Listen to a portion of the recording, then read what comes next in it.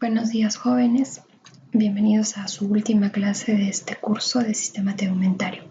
Hoy vamos a hablar sobre lo que son los trastornos de pigmentación. Para eso tenemos que recordar varias cosas que ya habíamos visto en las primeras semanas.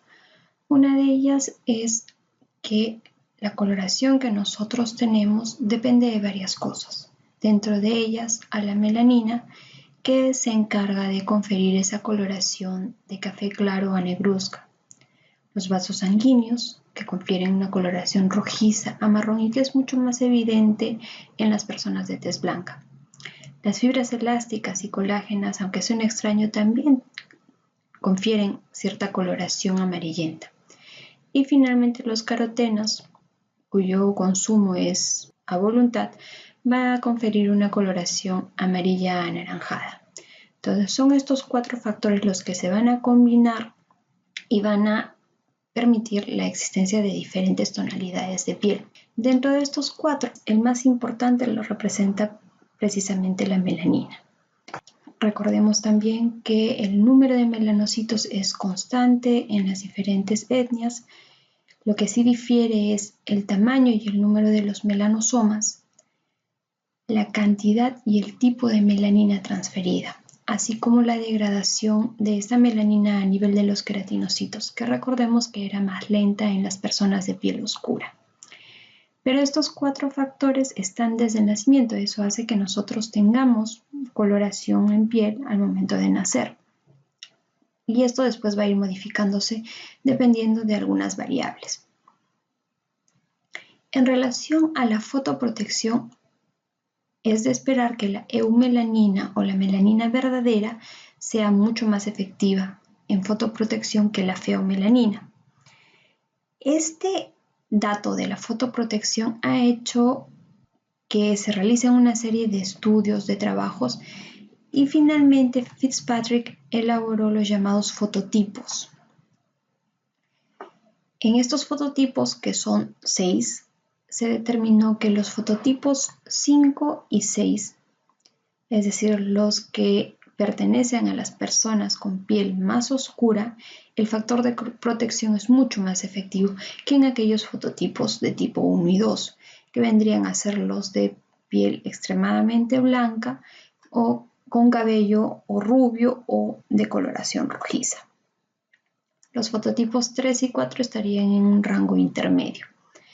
Estos fototipos establecidos lo que permiten es poder determinar qué personas serían más propensas a padecer de lesiones debidas a la radiación. Y estas definitivamente van a ser las que tienen fototipos más claros. El factor de protección que confiere la melanina en la piel, que es muy pigmentada, es más o menos de 1.6 a 2. Y ese factor de protección le permite absorber aproximadamente el 50% de la radiación incidente.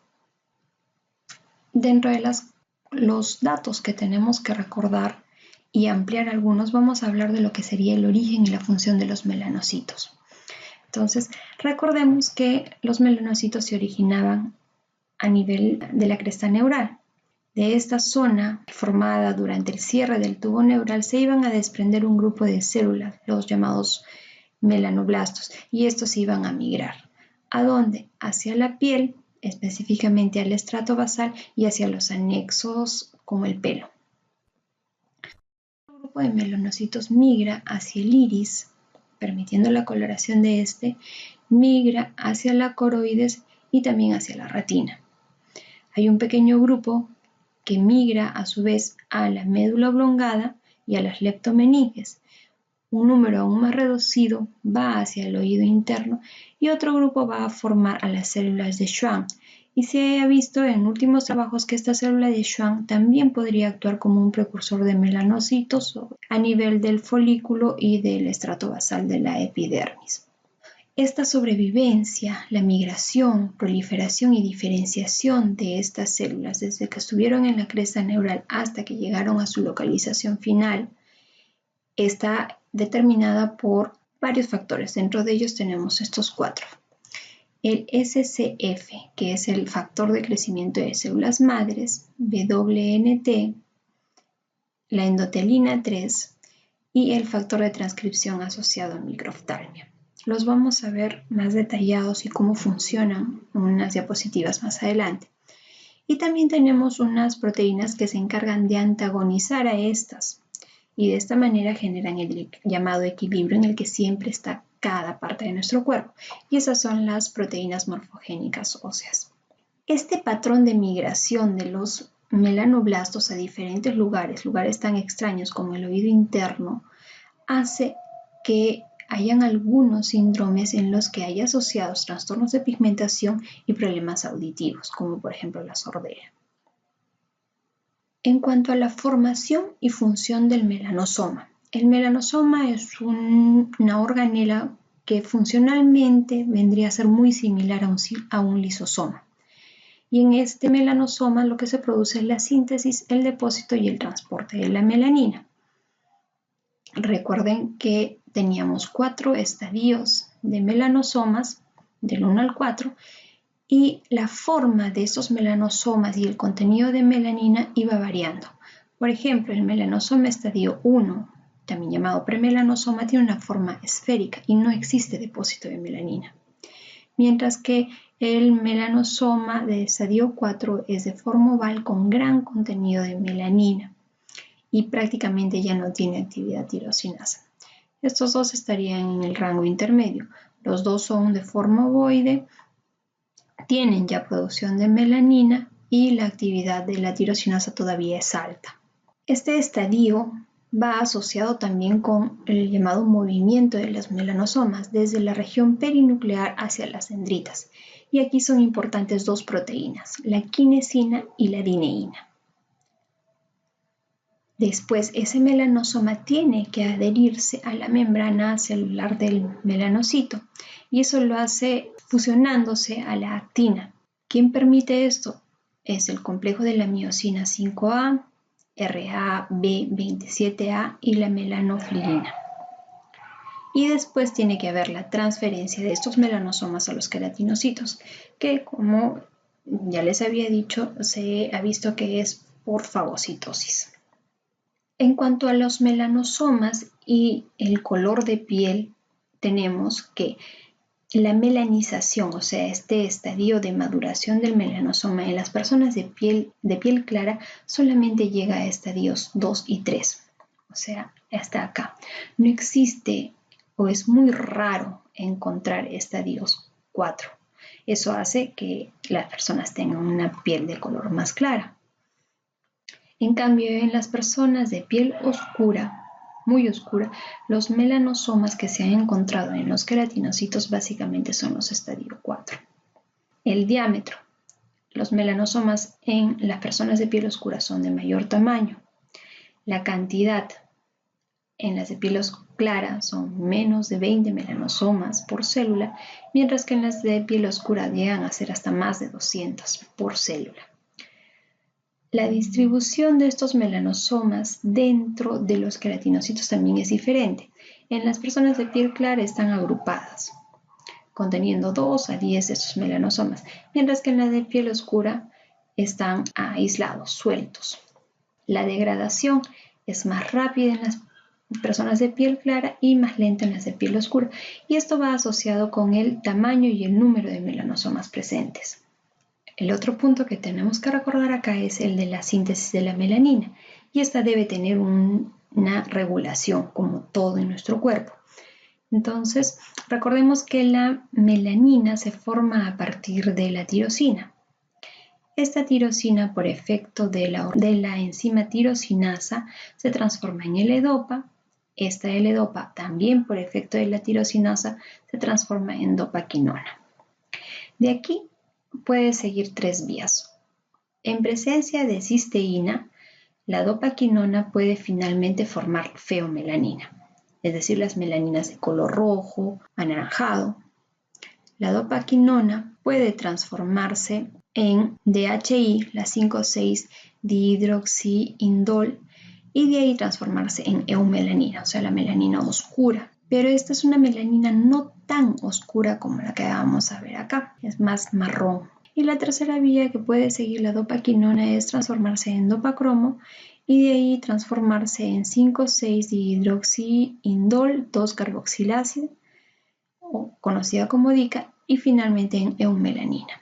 Entonces, toda esta vía, toda esta síntesis de melanina está regulada por una serie de enzimas. Ya les había comentado sobre la tirosinasa, cuyo efecto es en esos dos puntos. Existen dos proteínas o dos enzimas, además de la tirosinasa, que también son importantes. Una de ellas es la proteína relacionada con la tirosinasa 1 o TRP1. Esta lo que hace es estabilizar y activar a la tirosinasa, aumentando de este modo la actividad de esta, y al final lo que va a conducir es a una mayor producción de eumelanina sobre feomelanina. Adicionalmente, esta proteína relacionada a la tirosinasa tipo 1 también tiene que ver con una protección de lo que sería el estrés oxidativo a nivel de los melanocitos. Esto debido al sol. La otra proteína importante es la proteína relacionada a la tirosinasa, pero tipo 2. Y lo que hace esta es estimular la conversión de la dopacromo a la DICA. Hay más enzimas involucradas, pero estas tres son las más comunes, las que se ha visto que suelen estar más comprometidas en las diferentes alteraciones. Lo importante es que estas tres enzimas todas están localizadas a nivel de la membrana del melanosoma. Existe una regulación de esta pigmentación cutánea que nosotros tenemos, y esta regulación puede ser desde el punto de vista intrínseco como desde el punto de vista extrínseco.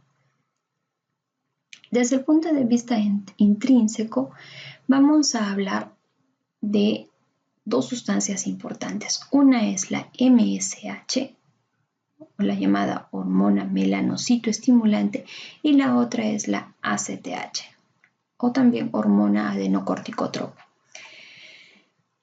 Estas derivan de un precursor común que se llama la POMC, o la proopiomelanocortina. Esta proopiomelanocortina se escinde, se fragmenta y forma diferentes productos. Uno de esos productos es la ACTH, otro es la gamma-lipotropina, otro la beta-endorfina y una serie de fragmentos. Todo esto ocurre a nivel de la pituitaria. En órganos diferentes a la pituitaria, como son los testículos, el endotelio y lo que nos interesa, los queratinocitos, esta ACTH puede todavía ser fragmentada en dos, y uno de los fragmentos es la alfa-MSH o la alfa-melanocitoestimulante. Por otro lado, de estos fragmentos de la POM, también en tejidos diferentes a la pituitaria, puede haber una transformación a fragmentos sin actividad biológica y a la gamma-MSH. De estas dos variantes de MSH, pero en realidad existen más, la más importante es esta, porque es la que tiene mayor actividad biológica. Y esta, además de estar implicada en la síntesis de melanina, también tiene una función a nivel de la respuesta inmune y también tiene que ver con la disminución de la ingesta de alimentos. Esto explica por qué en enfermedades en las que hay alteración de la ACTH hay asociado alteraciones de la pigmentación. Esta MSH, al igual que la ACTH, que como dijimos podían ser formadas por los queratinocitos, tienen que unirse a un receptor que está localizado a nivel de la membrana del melanocito. Ese receptor se llama receptor 1 de melanocortina o MC1R. Tenemos 5 tipos de estos receptores. El que nos interesa es el tipo 1. Este tipo 1 está distribuido fundamentalmente en melanocitos, pero también lo puede encontrar en queratinocitos, fibroblastos, células endoteliales y células presentadoras de antígeno. Y sus ligandos precisamente son estos, ¿no? La alfa-MSH, también la beta-MSH y la ACTH. Pero los dos más importantes son estos dos de acá. Lo tenemos acá también en el esquema. Tenemos al receptor 1 de la melanocortina unido con su ligando, que en este caso es la alfa-MSH. Esto va a desencadenar una serie de reacciones que van a conducir al incremento del AMP cíclico. Este incremento del AMP cíclico va actuar como factor de transcripción para que se produzca, se sobreexprese un gen, que es el gen MITF o el gen asociado a la microftalmia. Las proteínas que codifican van a estimular la melanogénesis, la diferenciación de los melanocitos y la sobrevida de estos. Otra asociación importante es la que vemos entre el llamado receptor c-KIT, que también está localizado en la membrana del melanocito, y su ligando, que es el SCF, el factor de crecimiento de las células madre, que sería este de acá. Estos, al unirse por otra vía, igual van a estimular la sobreexpresión del gen MITF, con los mismos efectos que veíamos hace un momento. Otra asociación importante es la de la endotelina 3. En el melanocito existe el receptor para la endotelina 3 que al unirse con su ligando también va a actuar aumentando la cantidad de AMP cíclico y finalmente conduciendo a la sobreexpresión de MITF, con los mismos efectos que habíamos descrito. Al final, ¿qué van a hacer estas tres interacciones? Estimular la melanogénesis, pero no cualquier melanogénesis, sino la de melanina verdadera, o sea, la melanina marrón o la melanina negra, que es la que tiene actividad fotoprotectora. Existen otros receptores, en realidad son bastantes, solamente acabamos de hablar de algunos, que están localizados en la membrana del melanocito. Uno de ellos son los receptores estrogénicos tipo beta, cuyo ligando son los estrógenos. Estos, al unirse, igual van a estimular a que haya una mayor síntesis de melanina, lo cual se va a expresar en diferentes regiones y se ve sobre todo en pacientes que están gestando, porque es en ellas en las que precisamente están estos niveles de estrógenos aumentados. También se puede ver en pacientes que consumen anticonceptivos orales. En el rostro, esta unión entre los estrógenos y sus receptores puede determinar la presencia de unas máculas o manchas que suelen tener un patrón de distribución en ambas mejillas y dorso nasal, que se conoce como melasma y que es la que estamos viendo en este momento. Como se ve, es una mancha hiperpigmentada. En el embarazo también existe la llamada pigmentación de la línea alba. Nosotros inicialmente, cuando no estamos gestando, tenemos una línea acá, rezago de fusión. No es pigmentada, pero en el embarazo se pigmenta y de lo que se llamaba línea alba en una persona no gestante, en la gestante recibe el nombre de la línea bruna. Otra expresión de este incremento en la melanogénesis es la hiperpigmentación del pezón y la areola durante la gestación, como se ve en la imagen. Esos son los factores que regulan de manera intrínseca la pigmentación cutánea, mientras que hay factores también que lo hacen de manera extrínseca. Y acá el fundamental es la radiación ultravioleta. Los efectos de la radiación ultravioleta son incrementar la proliferación y el reclutamiento de melanocitos, aumentar el número de dendritas en estos, por lo tanto voy a aumentar la transferencia de melanina, aumentar la expresión de ese receptor de melanocortina tipo 1, aumentar las enzimas melanogénicas como la tirosinasa, aumentar la transcripción del gen de la tirosinasa vía el MITF, aumentar la transferencia de melanosomas, estimulan que la ubicación de estos melanosomas sean precisamente supranuclear para proteger al núcleo del daño solar. Y también la radiación ultravioleta estimula los queratinocitos para que aumenten su expresión de péptidos POM, con los consecuentes efectos que ya hemos visto.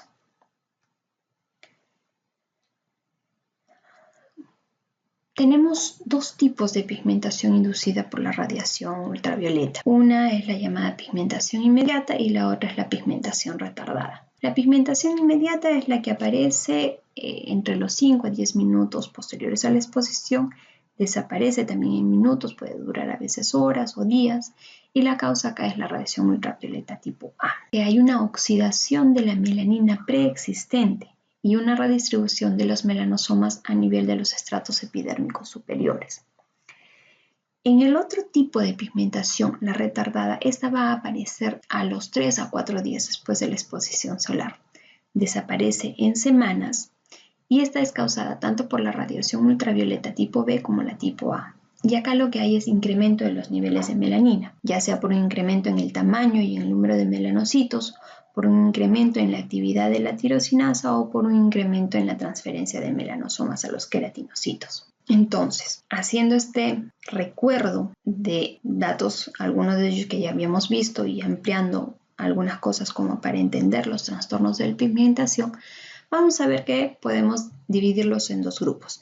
Aquellas en las que está aumentada la pigmentación, que serían las hipermelanosis, y aquellas en las que está disminuida, o sea, las hipomelanosis. Las hipermelanosis todavía podríamos dividirlas en dos grupos, aquellas llamadas circunscritas, o sea, que están bien localizadas, y las difusas, o sea, distribuidas por todo el cuerpo. Las hipermelanosis circunscritas son, por ejemplo, las manchas café con leche, la mancha mongólica, el nevus de Ota, el nevus de Ito. Mientras que las difusas suelen deberse a alteraciones metabólicas, como por ejemplo la enfermedad de Addison, el cloasma, el melasma, la llamada incontinencia pigmentaria, entre otras. Vamos a ver algunos datos sobre algunas de ellas. El nevus de Ota es una mácula o una mancha, como la que están viendo ustedes en este momento, es circunscrita pero de bordes difusos. ¿De qué color es? Azul grisácea, es unilateral, es decir, va a estar en un solo lado. Es rarísimo que hayan casos bilaterales. ¿Dónde es que se presenta ese nevus de Ota? En zonas de piel inervadas por la primera y segunda rama del trigémino. Por eso ustedes lo están viendo acá y parte en esta región. También asociado a esta lesión a nivel de piel puedo encontrar máculas pigmentadas en la membrana timpánica o en mucosas como la cavidad oral, la nasal o la mucosa ocular. Este nevus es apenas visible al momento de nacimiento y suele aumentar de pigmentación y de tamaño a medida que la persona crece, aumenta con la edad. El nevus de Ota es el que te da en la cabezota.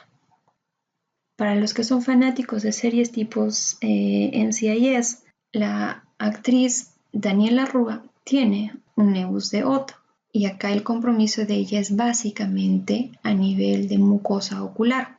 Asociado, ella también presenta otro trastorno más que se llama heterocromía, que la vamos a ver en un momento. El nevus de Ito es también una mancha, puede ser también una mácula, es circunscrita, también es de bordes difusos, de color también gris azulado. Pero acá viene la diferencia. La zona de piel en la que se presenta es aquella que es inervada por las ramas supraclavicular y lateral del nervio brachiocutáneo. Por eso su localización más común es esta. Aparece a partir de la adolescencia y no desaparece con la edad. Para no confundirme con el nevus de Ota, el nevus de Ito es el que me da en el hombrito. Esta melanosis es bastante común, el llamado melasma, conocido también como máscara facial, ya que compromete ambas mejillas, el dorso nasal, la frente. Es más común encontrarla en el embarazo o también por el consumo de anticonceptivos orales. Las lesiones clásicas o son máculas o son manchas hiperpigmentadas. Son bilaterales que suelen resolver de manera espontánea una vez que cesa el embarazo o cesa el consumo del anticonceptivo, pero que también se ha visto que se acentúa con la luz solar porque precisamente esta es una zona fotoexpuesta. En la fisiopatología del melasma, lo que se ha visto que es más común de encontrar es el incremento de los estrógenos. Por eso es que se ve más en el embarazo o también por el consumo de anticonceptivos. El 90% de los casos son los que cumplen estos criterios, ¿no? Es paciente que está embarazada o que consume los anticonceptivos. Y acá lo que hay es aumento del número de melanocitos, del número de dendritas, de la transferencia del pigmento a los queratinocitos y aumento de la actividad de la tirosinasa. También hay aumento del metabolismo en las células melanocíticas. Se ha encontrado incremento en el número y tamaño de mitocondrias, del Golgi, del retículo endoplasmático rugoso y de los ribosomas. Pero acá también la radiación ultravioleta juega un papel importante y esta lo que hace es aumentar la síntesis de hormona melanocito estimulante y ACTH y permitir la sobreexpresión de ese KIT. Existe el 10% restante y ese 10% restante es el en el que los casos se ven en varones. Tienen el mismo patrón, mejillas, bilateral, dorso nasal y también frente. Pero acá el origen sería la elastosis, o sea, es el daño solar de las fibras elásticas. Este daño solar lo que haría es activar a los fibroblastos. Estos fibroblastos liberarían el llamado factor dérmico de células madres que después, por difusión, ascenderían hacia la epidermis y allí estimularían a los melanocitos. El daño solar crónico, a su vez, provoca inflamación crónica. Esa inflamación crónica conduce a la sobreexpresión del receptor c-KIT por parte de los melanocitos, con la consecuente activación de la melanogénesis. Como parte de este fenómeno inflamatorio, se van a producir prostaglandinas, como por ejemplo la E2, que lo que hace es inducir e incrementar el tamaño de los melanocitos, a su vez que estimula la formación de dendritas y la transmisión de los melanosomas. Esta fisiopatología es la que explica precisamente la presencia de melasma en hombres, o sea, la que es independiente de hormonas. En cuanto a la histología, se han descrito 3 tipos de melasma dependiendo de la localización. El epidérmico, en el que lo que hay es un aumento de depósito de melanina en los estratos basales, como se ve en la imagen. Se ve muy pigmentado el estrato basal. Tenemos el dérmico, en el que yo tengo incontinencia del pigmento melánico que ha llegado hacia la dermis y ha sido fagocitada por los melanófagos. Esto sobre todo a nivel de la dermis papilar. Y corresponde a esta imagen. Yo tengo pigmento dentro de los macrófagos, formando los llamados melanófagos ubicados a nivel de dermis. Y el mixto, en el que yo tengo ambas cosas. Tengo el incremento de melanina en el estrato basal y tengo los signos de incontinencia pigmentaria. El tratamiento acá es la hidroquinona. No es parte del curso hablar de tratamiento, pero es bueno entender porque muchas cremas faciales de uso cotidiano contienen hidroquinona. La hidroquinona lo que es un inhibidor competitivo de la tirosinasa. Entonces compite con la tirosinasa por el receptor y evita que ésta actúe, y por eso es que ocurre la despigmentación. Esta hidroquinona es más efectiva para los casos de este tipo, ¿no? Para los casos de localización epidérmica.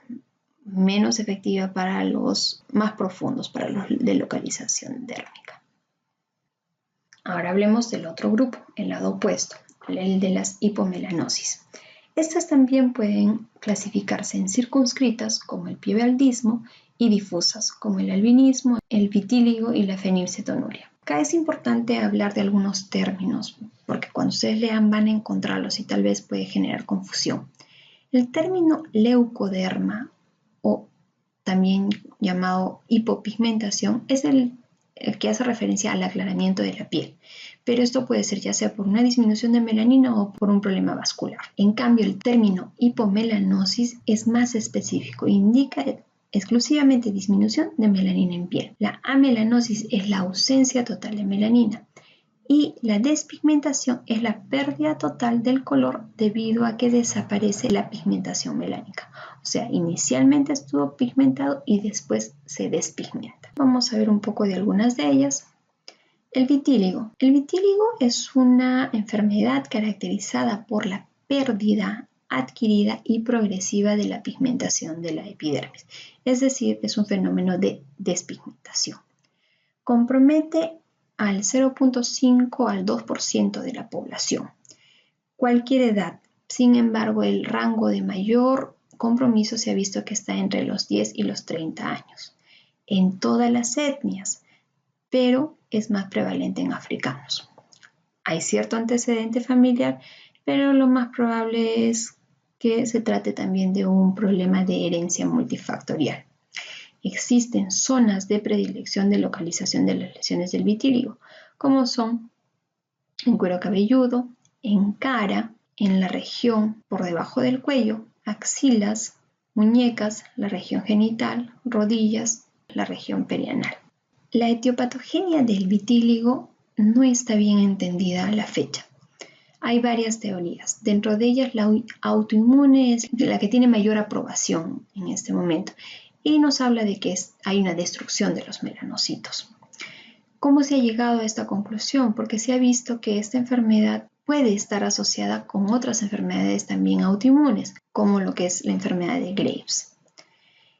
Se han estudiado también anticuerpos antimelanocitos, o sea, dirigidos contra los melanocitos, que serían los desencadenantes de su destrucción. Existe una teoría neural que se fundamenta en que existe un vitíligo segmentario que se da en zonas desnervadas. Se ha visto que existe un componente genético en el 30% únicamente de los pacientes. Lo que sí es que existen situaciones que empeoran la enfermedad, dentro de ellas el estrés emocional y los traumas cutáneos. La clínica se trata de máculas y de manchas acrómicas. Es una enfermedad crónica, la progresión es bastante variable y la presencia del fenómeno de Koebner. Según el tipo de distribución, se le ha clasificado en 4 grupos. El vitíligo focal, en el que se ven placas únicas que no están asociadas a un dermatoma, como por ejemplo lo que vemos en esta imagen. Tenemos el vitíligo segmentario o unilateral. Este es asimétrico, está en un solo lado y sigue el patrón del dermatoma. Es lo que estamos viendo en este momento. El vitíligo generalizado vulgar, que es el más frecuente, que aparece en superficies extensoras, en extremidades, en cara, sobre todo a nivel periorificial. Vemos acá.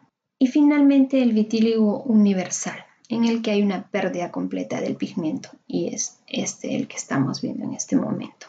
De estos 4 tipos, el vulgar es el más común. Tenemos una imagen del vitíligo de distribución focal, una lesión única que no sigue un patrón de dermatoma.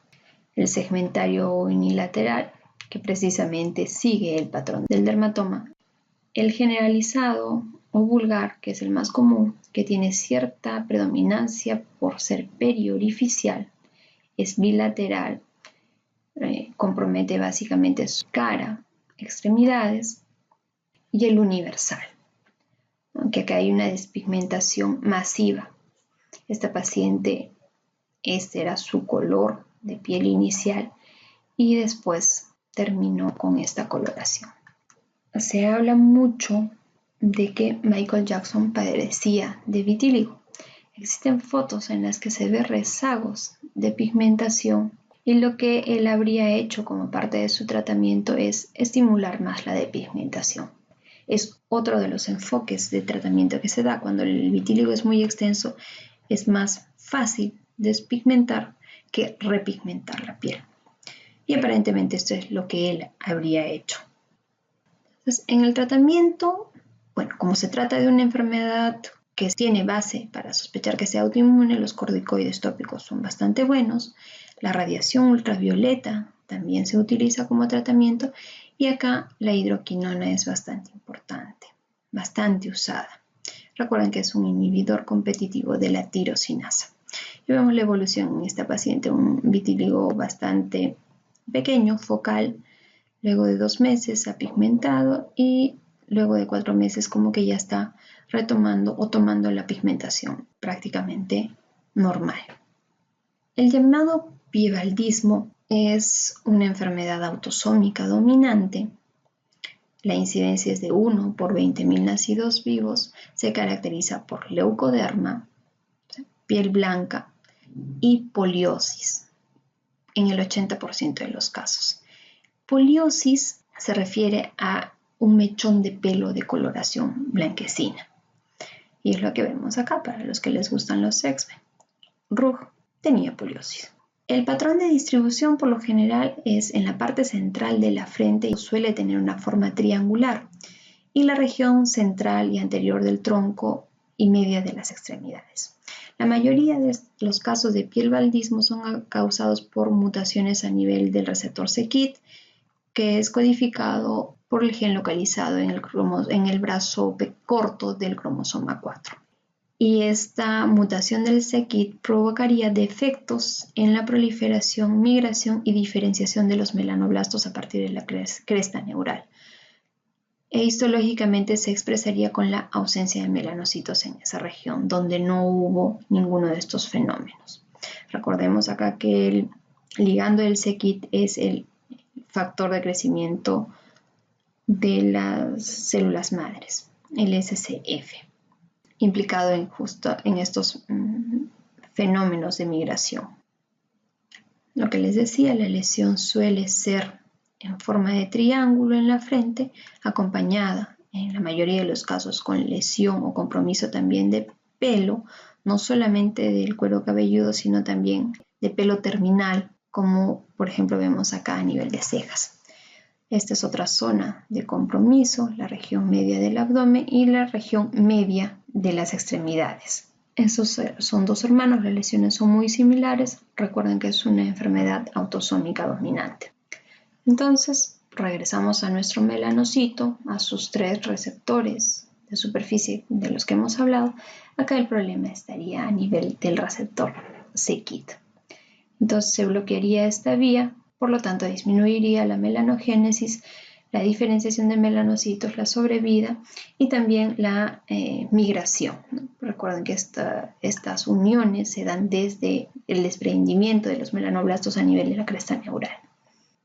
El albinismo es también una enfermedad, pero esta es autosómica recesiva, en la que hay una deficiencia de melanina en piel, pelo y ojos.